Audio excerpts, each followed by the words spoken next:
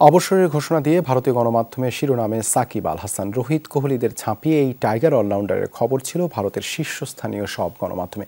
এদিকে কানপুরের স্থানীয় ঐতিহ্য অনুযায়ী ঐতিহাসিক ঘণ্টা বাজিয়ে শুরু হয় ভারত বাংলাদেশ টেস্টের প্রথম দিনের খেলা।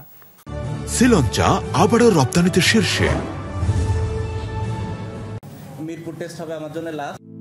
ঘরের মাঠে ভারতের বিপক্ষে ম্যাচ দিয়ে সাদা পোশাকে যাত্রা শুরু সাকিব আল হাসানের। সেই ভারতের বিপক্ষে ম্যাচের আগেই দিলেন অবসরের ঘোষণা। যদিও সাকিবের যাওয়া কানপুর নয়, মিরপুরেই হোক টেস্ট ক্রিকেটে তার যাত্রার অবসান।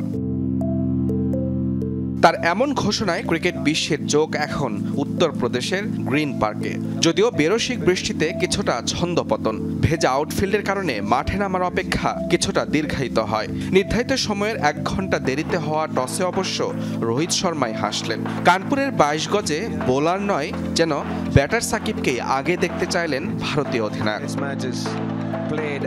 উত্তরপ্রদেশ ক্রিকেট অ্যাসোসিয়েশন আগেই জানিয়েছিল স্মরণীয় করে রাখতে চান ভারতের মাটিতে সাকিবের বিদায়ী ম্যাচ।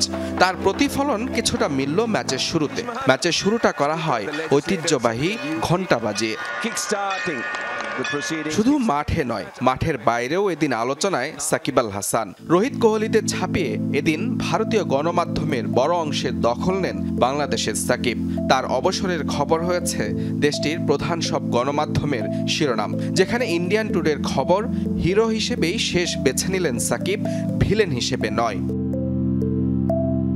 শিরোপা না জেতা চ্যাম্পিয়ন হিরোর বিদায়ের খবর দিয়েছে ইকোনমিক টাইমস। বাকি অন্যান্য শীর্ষ মিডিয়াতেও ছিল সাকিব বন্দনা।